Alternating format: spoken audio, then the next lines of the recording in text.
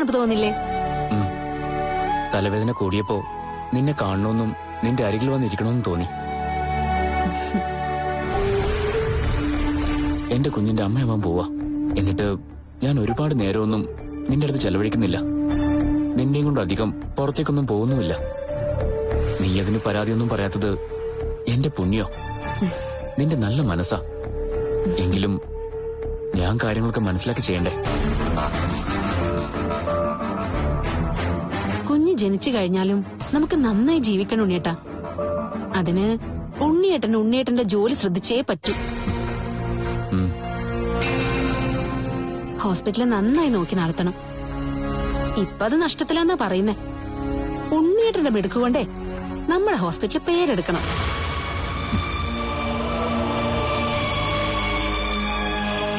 പിന്നെ ഇവിടെ കൂട്ടായിട്ട് ഇപ്പൊ എന്റെ പപ്പയും അമ്മയൊക്കെ ഉണ്ടല്ലോ. അപ്പച്ചി കൂടെ സ്വഭാവം മാറ്റിയാ പിന്നെ പേടിക്കാനൊന്നുമില്ല. അമ്മ ഒരിക്കലും സ്വഭാവം മാറ്റില്ല. ഏട്ടത്തിയും കാർത്തുമൊക്കെ ഇവിടെ ഉള്ളപ്പോഴും അവരെയായിരുന്നു ഏത് സമയവും കുറ്റപ്പെടുത്തിക്കൊണ്ടിരുന്നത്. അവര് പോയപ്പോ പിന്നെ കുറ്റപ്പെടുത്താൻ ആരെങ്കിലുമൊക്കെ വേണ്ടേ? അതിപ്പോ നിന്റെ നേരെ തിരിഞ്ഞിരിക്ക. അപ്പച്ചി എന്ത് വേണേലും പറഞ്ഞോട്ടെ, ഒന്നും ഉണ്ണിയേട്ടൻ ശ്രദ്ധിക്കാതിരുന്നാ മതി.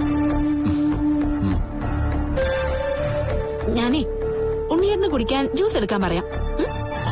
അയ്യോ വേണ്ട. ദേ, ഞാൻ പറയുന്നത് അങ്ങോട്ട് കേട്ടാ മതി.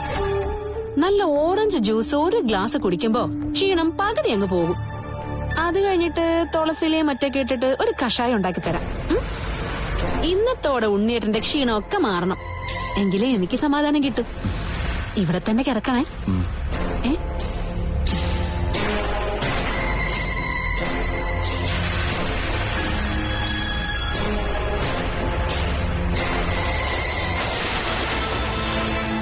രണ്ടെണ്ണത്തിനെയും രാപ്പകല് വിശ്വസിക്കാൻ കൊള്ളില്ല. അവരെ ഈ രീതിയിൽ തന്നെ ചതിക്കണം.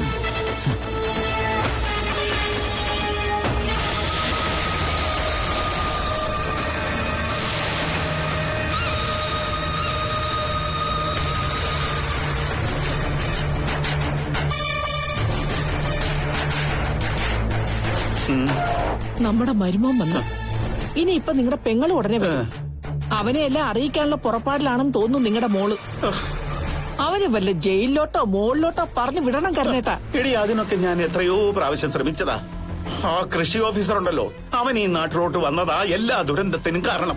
അവൻ ആവശ്യത്തിന് കാശുണ്ട്, സ്വാധീനവും. അവന്റെ അപ്പച്ചിയോട് പോയി നിങ്ങൾ കാർത്തൂന്റെ കാര്യങ്ങൾ പറഞ്ഞിട്ട് ഫലം കണ്ടില്ലല്ലോ. അവനെ ഇവിടുന്ന് മാറ്റിയില്ലല്ലോ. അങ്ങോട്ട് ഇനി ഒരു പോക്ക് കൂടി പോകേണ്ടി വരും. അങ്ങനെ ആ കാര്യങ്ങളുടെ കിടപ്പ്. എടി, മുകളിൽ എന്തോ ആയോ എന്തോ. പിടിക്കപ്പെട്ട ഇറക്കി വിടാം അമ്മയും മോനെ. എന്നാണ് ഈ പറയുന്നത്? ഉണ്ണിയെ നിങ്ങളുടെ പെങ്ങളെ ഇറക്കി വിടാവെന്ന്. അല്ലാതെ പിന്നെ നമ്മുടെ മോൾ ഇറങ്ങി കൊടുക്കുവോ? എടി, ഇപ്പൊ ചേച്ചിയെ ഉണ്ണിക്കുട്ടനെ പറ്റി ചിന്തിക്കാതെ മറ്റവനെ കുറിച്ച് ചിന്തിക്കടി. അവൻ അവളെ ബാത്റൂമിനകത്താണ് ഒളിപ്പിച്ചതെങ്കിൽ പെട്ടത് തന്നെ. ഉണ്ണിയാണെങ്കിൽ ഇടയ്ക്കിടയ്ക്ക് ബാത്റൂമിൽ പോകുന്ന കൂട്ടത്തിലുള്ളവനാ. അതെങ്ങനെ നിങ്ങൾക്കറിയാം? എടി, അവന്റെ ശരീരപ്രകൃതി കണ്ടാൽ അറിയാമല്ലേ. ഇങ്ങനൊരു മനുഷ്യൻ. എന്നാലും അസാമാന്യ ധൈര്യം തന്നെ. മോനക്കെട്ട് തന്നെ നിങ്ങളുടെ മോളെ. അതുകൊണ്ടാ ഞാൻ എപ്പോഴും പറയുന്നത് നിന്നെ പകർത്ത് വെച്ച മോള അവളെന്നും. ഒന്ന് പോയി നോക്കടി. ഓ, തന്നെയാണല്ലോടി വരുന്നത്. മറ്റവ മരിച്ചോടി. അവൻ എവിടെ അടി? കട്ടിലിന്റെ അടിയില. പിടിക്കപ്പെട്ടില്ലേ? ഇതുവരെ ഇല്ല. ഇനി ഉണ്ണിയേട്ടൻ കാണുമെന്ന് അറിയില്ല. ഏതായാലും അയാൾക്ക് കുടിക്കാനൊരു ജ്യൂസ് എടുക്കും. അയാൾക്കെന്ന് പറഞ്ഞ കട്ടിലിന്റെ മോളിൽ കിടക്കുന്നവനോ അതോ കട്ടിലിന്റെ അടിയിൽ കിടക്കുന്നവനോ? ഉണ്ണിയേട്ടന് കുടിക്കാൻ ജ്യൂസ് എടുക്കാൻ. എടിയേ, ഭർത്താവിനെ കുടിക്കാൻ ജ്യൂസ് വേണമെന്ന്. നീ ഇനി എങ്ങനെ അവനെ പുറത്താക്കും? അതൊന്നും എനിക്കറിയത്തില്ല. പിന്നെ ഇന്നത്തെ ദിവസം മുഴുവൻ അവൻ കട്ടിലിനടി കിടക്കുവോ? കിടക്കണമെങ്കിൽ കിടക്കണം. നീ എന്തിനാ മോളെ ഞങ്ങൾ ഇങ്ങനെ കൊല്ലുന്നത്? ഞാൻ നിങ്ങളെയൊന്നും അല്ല കൊന്നത്, എന്നെ തന്നെ കൊന്നത്. എനിക്ക് പറ്റാത്തൊരു ബന്ധം പിടിച്ച് തലയിൽ വെച്ചു. സാധാരണ പെൺകുട്ടികൾ അമ്മയാകാൻ പോകുന്ന സമയത്ത് ഭർത്താക്കന്മാരെ അമിതമായി സ്നേഹിക്കുമല്ലോടി. നിന്റെ കാര്യത്തിൽ മാത്രം എന്താ മറിച്ചായി പോയത്? അതിന്റെ കാരണമൊക്കെ വിവരിച്ചോളാം പിന്നീട്. ഞാൻ പറഞ്ഞല്ലോ, ഉണ്ണിയേട്ടൻ ഈ കള്ളക്കളി പിടിച്ചാലും എനിക്ക് കുഴപ്പമൊന്നുമില്ല. അത് എന്നെ ഒരു തരത്തിലും ബാധിക്കില്ല. നിന്നെ ഉണ്ണി ഉപേക്ഷിക്കണമെന്നാണോ നീ പറയുന്നത്? അതിനാണ് അയാൾക്ക് താല്പര്യമെങ്കിൽ അങ്ങനെ ചെയ്യാം. എടി, ഇപ്പൊ ദീപനെ ഉണ്ണി പിടിച്ചാൽ രണ്ടിലൊന്നും നടക്കത്തില്ലേ? രണ്ടിലൊരാള് ചാകും, അത് ഉറപ്പാ. അതെന്തായാലും ദീപേട്ടനായിരിക്കില്ല. ഓ, അപ്പൊ ഉണ്ണി ചത്തോട്ടെ എന്നാണോ? എനിക്ക് നിങ്ങളുടെ ചോദ്യത്തിനൊന്നും മറുപടി പറയാൻ വയ്യ. അമ്മ ജ്യൂസ് എടുക്കാൻ പറ്റുമെങ്കിൽ ജ്യൂസ് എടുക്കും. പോയി എഴുത്തു കൊടുക്കടി. അതെ, അങ്ങ് മുറിയിലേക്ക് കൊണ്ടുവരണോ? എവിടോട്ട് വേണേലും കൊണ്ടുവരാം. ഇന്നത്തോടെ നിന്റെ ദാമ്പത്യം തകരാതിരുന്നാ മതി. മോളെ, തളർന്ന ഉണ്ണിക്കുട്ടൻ വന്നത്. അവനെ നീ കൂടുതൽ തളർത്തരുത്. അതിനേക്കാളും തളർച്ചയാ ഇപ്പൊ എനിക്ക്, എന്റെ മനസ്സിന്. അതൊന്നും പറഞ്ഞ നിങ്ങൾക്ക് മനസ്സിലാവില്ല. എങ്ങനെയെങ്കിലും നീ അവനെ ഒന്ന് മുറിക്ക് പുറത്താക്കും മോളെ. അല്ലെങ്കിൽ ഞാനും നിന്റെ അമ്മയും നെഞ്ചിടിച്ചിടിച്ച് ചത്തുപോകും. അതിനേക്കാൾ നെഞ്ചിടിപ്പോടെയാ ഞാനിപ്പോ പപ്പയുടെ അനന്തരവനോടൊപ്പം താമസിക്കുന്നത്.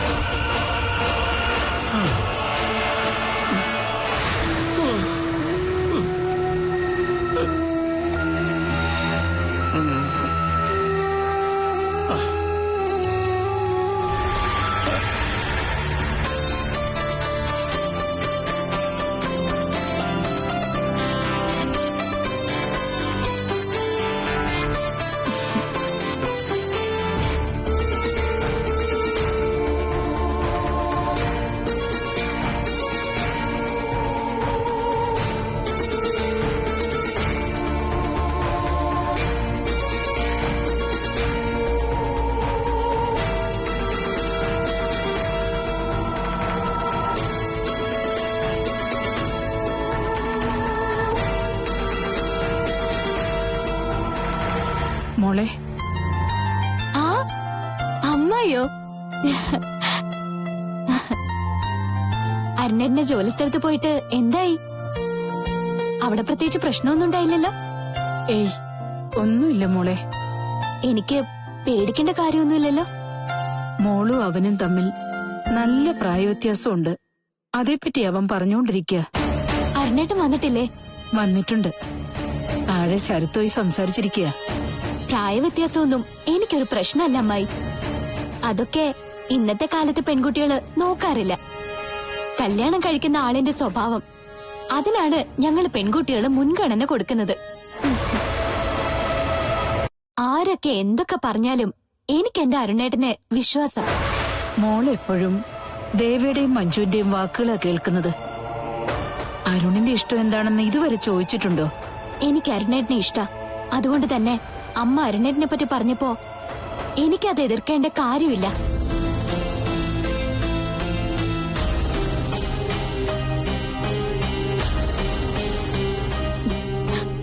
പരിചയമില്ലാത്തൊരു ഫാമിലിയിലേക്ക് കടന്നു ചെല്ലാനും എനിക്ക് പേടിയാ.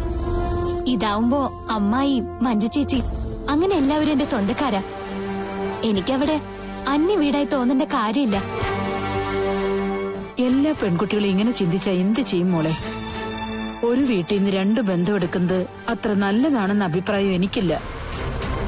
ജോലി സ്ഥലത്ത് കൊണ്ടുപോയിട്ട് അരുണേട്ടൻ അമ്മായിയെ നല്ല രീതിയിൽ ബ്രെയിൻ വാഷ് ചെയ്തിട്ടുണ്ടല്ലോ.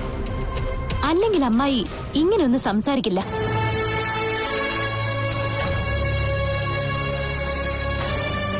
അമ്മ ഇപ്പൊ മൂകാംബിക പോയിരിക്കുന്ന തന്നെ ഞങ്ങൾക്ക് വേണ്ടി പ്രാർത്ഥിക്കാനാ. അമ്മായിയും ഞങ്ങൾ ഒന്നിക്കാൻ വേണ്ടി പ്രാർത്ഥിക്കണം. ഞാനാകെ മനപ്രയാസത്തിലാ മോളെ വന്നിരിക്കുന്നത്. എന്താ അമ്മായിയുടെ മനപ്രയാസം? അല്ല, അവൻ ഇതുവരെയും മോളെ ഭാര്യയായിട്ട് കാണാൻ പറ്റിയിട്ടില്ല. അതേപ്പറ്റി അവൻ ഒരുപാട് സംസാരിച്ചു.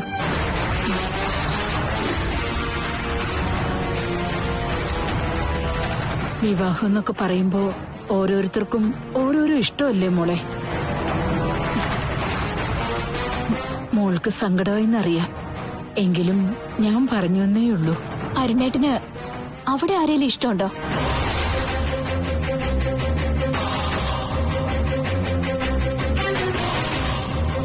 ആ രീതിയിലൊക്കെ മഞ്ജു ചേച്ചി ഇടയ്ക്ക് സംസാരിച്ചിരുന്നു. വ്യക്തമായിട്ടൊന്നും പറഞ്ഞില്ല. ഹേയ്, അങ്ങനൊന്നുമില്ല മോളെ. പിന്നെ അവന്റെ മനസ്സെന്താണെന്ന് ഞാൻ പറഞ്ഞെന്നേ ഉള്ളൂ. അമ്മായി പോയിട്ട് വരാം.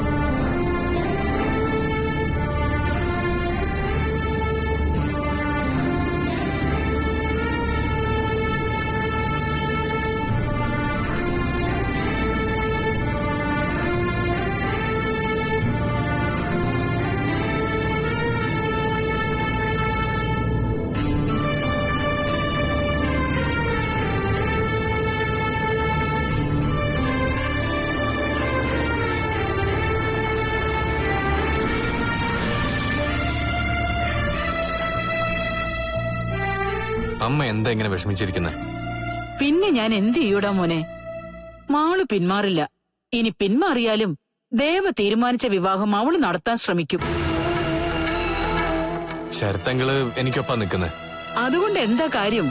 ശരത്തിന്റെ വാക്കുകൾക്ക് ദേവിയുടെ മുന്നിൽ എന്തെങ്കിലും വിലയുണ്ടോ? എനിക്ക് പേടിയാവുക ഇനി എന്ത് സംഭവിക്കുന്നു ഓർത്തിട്ട്.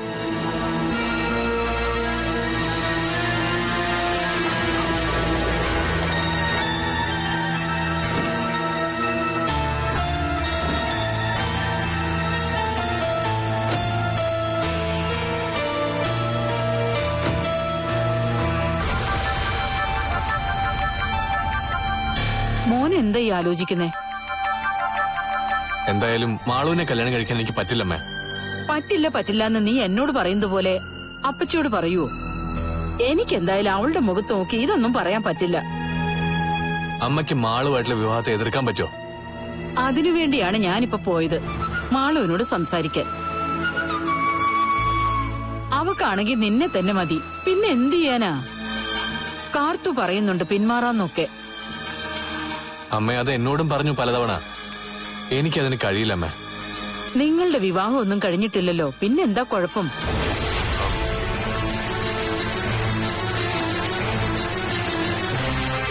പ്രായപൂർത്തിയായ ആണും പെണ്ണും അടുക്കുന്നത് സ്വാഭാവികമാ. എന്നുവെച്ച് എല്ലാവരും ഒന്നിച്ച് ജീവിക്കുന്നുണ്ടോ? അമ്മേ, ഞാൻ പറഞ്ഞല്ലോ, എന്റെ ജീവിതത്തിൽ ഞാൻ ആദ്യമായിട്ട് ഇഷ്ടപ്പെട്ട പെൺകുട്ടിയെ കാർത്തു. എങ്ങനെ നോക്കിയാലും സ്വഭാവശുദ്ധിയുള്ള പെൺകുട്ടി, എന്റെ സങ്കല്പത്തിലുള്ള പെൺകുട്ടി. അവള് കയറി ചെല്ലുന്നത് വീടിന് ഐശ്വര്യ. ഏട്ടത്തിയെ പോലെ ആരെയും തമ്മിത്തല്ലിക്കാനൊന്നും അറിയില്ല. വീട് നോക്കാനും വീട്ടിലുള്ളവരെ സ്നേഹിക്കാനും മാത്രമേ അറിയൂ. അതൊക്കെ എനിക്കും മനസ്സിലായി. അവള് കുറച്ചു ദിവസം നമ്മുടെ വീട്ടിൽ നിന്നതാണല്ലോ. അവക്ക് വീട് നോക്കാനും പാചകം ചെയ്യാനും ഒക്കെ നല്ല മിടുക്ക. ആൾക്കാരെ സ്നേഹിക്കാനും അറിയാം. എന്നാ മഞ്ജുവിന്റെ കണ്ണിൽ അവള് വെറും വീട്ടുജോലിക്കാരിയാ. നിന്റെ ഭാഗ്യക്കേടിന് അങ്ങനെയൊക്കെ സംഭവിച്ച്. അമ്മ എങ്ങനെയെങ്കിലും എന്നെ ഒന്ന് രക്ഷിക്കണം. എടുപിടിന്ന് മാളുമായിട്ടുള്ള കല്യാണം നടത്തരുത്, അതൊന്ന് പറയണം. നമ്മുടെ കുടുംബത്തിലായാലും ദേവിയുടെ കുടുംബത്തിലായാലും അവസാന തീരുമാനം ദേവിയുടെ തന്നെയാ.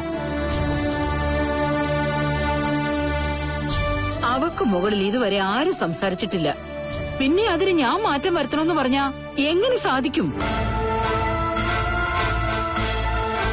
എനിക്കറിയില്ല അവള് മടങ്ങി വരുമ്പോ എന്തൊക്കെ സംഭവിക്കുമെന്ന്.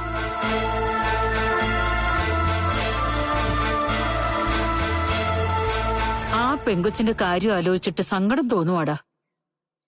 കാർത്തൂന്റെ നിന്റെ വീടിനെ പറ്റി നിനക്ക് നന്നായിട്ട് അറിയാം, അപ്പച്ചിയെ പറ്റിയും അറിയാം. അങ്ങനെയുള്ളപ്പോ നീ എന്തിനാടാ ആ കൊച്ചിന് മനസ്സ് കൊടുത്തത്? ഇനി അതിനെ വിട്ടുകളഞ്ഞാലും അവളുടെ പ്രാക്ക് പിന്നാലെ കാണത്തില്ലേ? അവൾ ഒഴിഞ്ഞുമാറി പോയിക്കോളാന്നൊക്കെ പറയുന്നുണ്ടെങ്കിലും അവളുടെ പെടച്ചില് ദൈവം കാണും, അത് മറക്കരുത്.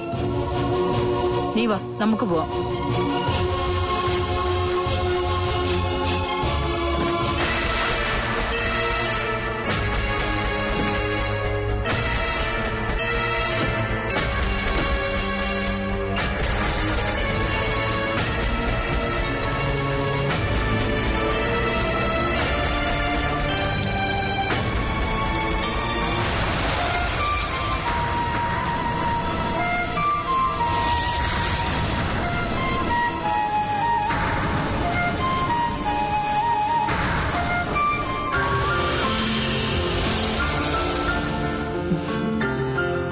ഇപ്പൊ എങ്ങനെയുണ്ട് ഉണ്ണേട്ടാ? നല്ല ആശ്വാസം തോന്നുന്നുണ്ട്. ഇനിയൊന്ന് ഉറങ്ങിക്കഴിഞ്ഞാ എല്ലാം ഓക്കെ ആവും. ഇന്നലെ രാത്രി ഒട്ടും ഉറങ്ങിയിട്ടില്ല. അയ്യോ, അതെന്താ അങ്ങനെ? ഇന്നലെ ജനലിലൂടെ ആരെങ്കിലും ടോർച്ച് അടിച്ചായിരുന്നോ? ഏയ്, അതൊന്നുമല്ല. എന്നെന്താ ഉറക്കം വരാന്? നമുക്കൊരു കുഞ്ഞ് ജനിച്ചതായിട്ട് സ്വപ്നം കണ്ടു. എന്നാൽ ആ കുഞ്ഞിനെ എടുത്തോണ്ട് നീ എന്റെ അരികിൽ നിന്ന് പോവാ, ഇനി ഒന്നിച്ച് ജീവിക്കാൻ വയ്യെന്ന് പറഞ്ഞിട്ട്. അതിനൊക്കെയുള്ള സാധ്യതയുണ്ട്. പേടിക്കണ്ടടാ, ഞാൻ കൊണ്ടുപോകില്ല അവളെ. അതൊക്കെ വെറും സ്വപ്നല്ലേ ഉണ്ണേട്ടാ? ആ സമയത്ത് എന്നെ എന്താ ഉണർത്താഞ്ഞത്? എന്നിട്ട് കാര്യം പറയാഞ്ഞത് എന്താ? അപ്പൊ കുറച്ച് ആശ്വാസം കിട്ടിയാനല്ലോ. ആരൊക്കെ എന്നെ വിട്ടു പോയാലും നീ എനിക്കൊപ്പം ഉണ്ടാവണം എന്നും. അത് പറയേണ്ട കാര്യമുണ്ടോ? നമ്മളെ പിരിക്കാനായിട്ട് ആരൊക്കെ എന്തൊക്കെ പറഞ്ഞാലും ഉണ്ണേട്ടന് അതൊക്കെ വിശ്വസിക്കാതിരുന്ന ഈ ബന്ധം എന്നെന്നും ഇതേ രീതിയിൽ നിലനിൽക്കും. അതെനിക്കറിയാം. അതുകൊണ്ടല്ലേ അമ്മയുൾപ്പെടെ ആരെന്തു പറഞ്ഞാലും ഞാൻ വിശ്വസിക്കാത്തത്.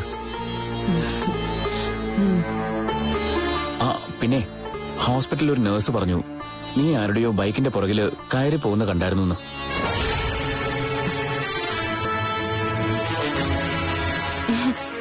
ഏത് നഴ്സ് അങ്ങനെ പറഞ്ഞത്? അവൾ അന്നേരം തന്നെ പറഞ്ഞു വിടായിരുന്നില്ലേ? അതൊക്കെ അതേപടി തള്ളാൻ എനിക്കറിയാം. കേൾക്കുന്ന കാര്യങ്ങൾ നമ്മളെ അഫക്ട് ചെയ്യുന്നെങ്കിൽ മാത്രമേ എന്തെങ്കിലും ആക്ഷൻ എടുക്കേണ്ട കാര്യമുള്ളൂ. നീ അങ്ങനെ ഒരാളുടെ ബൈക്കിന്റെ പിന്നാലെ പോകുന്നെങ്കിൽ അത് ആ ദീപന്റെ ആയിരിക്കും. ഞാനങ്ങനെ ആ ദീപനൊപ്പം പോയിട്ടില്ല. ഇനിയിപ്പോ അടുത്ത സുഹൃത്തിനൊപ്പം നീ ബൈക്കിലോ കാറിലോ പോയിന്ന് വെച്ച് ഞാൻ നിന്നെ സംശയിക്കാനൊന്നും പോകുന്നില്ല. അല്ലെങ്കിൽ തന്നെ നിന്റെ ഉദരത്തിൽ എന്റെ കുഞ്ഞുള്ളപ്പോ ഞാനെന്തിനാ നിന്നെ സംശയിക്കുന്നത്? മഹാനായ ഭർത്താവ്. ശാപം. ഉണ്ണേട്ടന് എന്നോടുള്ള ഈ വിശ്വാസം എന്റെ ബലം. എനിക്ക് നിന്നെ എന്നേക്കാളും വിശ്വാസമാ. അതുകൊണ്ട് നമുക്കിടയിലേക്ക് ആര് കടന്നു വന്ന് പരിദോഷണം പറഞ്ഞാലും അതൊന്നും ഫലിക്കാൻ പോകുന്നില്ല. എന്റെ ജീവിതത്തില് എനിക്ക് കിട്ടിയ ഏറ്റവും വലിയ ഭാഗ്യം എന്റെ ഉണ്ണിയേട്ടൻ. അടുത്തൊരു ജന്മമുണ്ടെങ്കിൽ അന്നും ഉണ്ണിയേട്ടന്റെ ഭാര്യയായിട്ടിരിക്കണമെന്നാ എന്റെ ആഗ്രഹം. ഞാനും അങ്ങനെയൊക്കെ തന്നെ ചിന്തിക്കുന്നത്. ജീവിതം കുറച്ചേ ഉള്ളൂ. അതിനിടയിൽ പരസ്പരം സ്നേഹിച്ച് ജനിക്കുന്ന കുഞ്ഞിനൊപ്പം നമുക്ക് സന്തോഷത്തോടെ കഴിയാം. എല്ലാ ഈഗോയും വഴക്കും മാറ്റിവെച്ച്. ഉണ്ണിയേട്ടൻ ഉറങ്ങിക്കും. ഞാൻ ദേ ഇങ്ങനെ തടവിത്തരാം.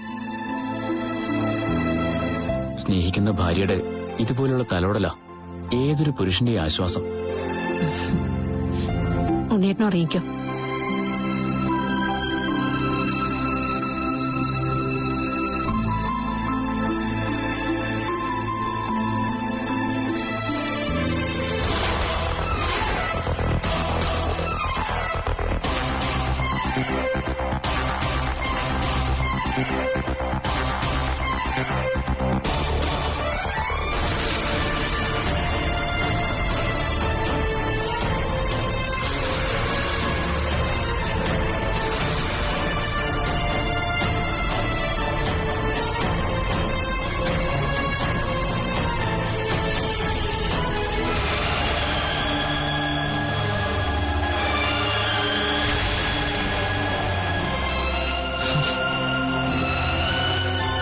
നമുക്ക് നമ്മുടെ മോള് നാണക്കേടുണ്ടാക്കി വെക്കുമെന്നാ തോന്നുന്നത്.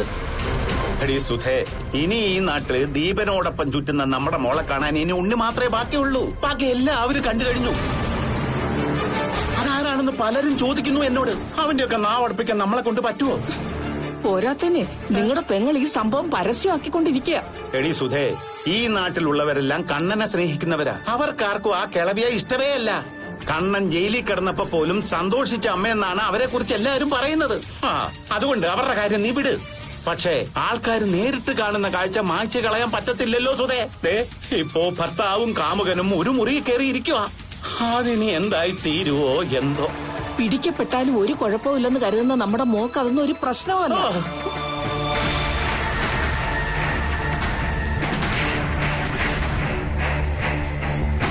വരുന്നുണ്ട് നുണച്ചി.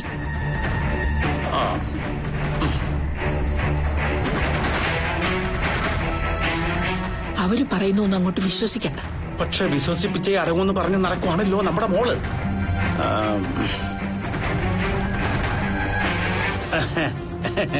ഉണ്ണി വന്നോ? വന്ന് തലവേദനയായിട്ട് വന്നിട്ടുണ്ട്. എങ്ങനെ തലവേദന വരാതിരിക്കും? അതുപോലെയല്ലേ ഓരോരുത്തരുടെ പോക്ക്. ആരാണ് ഈ ഓരോരുത്തര്? നിന്നെയും കൂടെ ചേർത്താടി ചേച്ചി പറഞ്ഞത്. നിങ്ങളായി ഇപ്പൊ ഈ വീടിന്റെ തലവേദന. രണ്ടെണ്ണം ഈ വീട്ടിൽ നിന്ന് ഇറങ്ങി പോയതുപോലെ നിങ്ങളോട് പോകാൻ നോക്കും.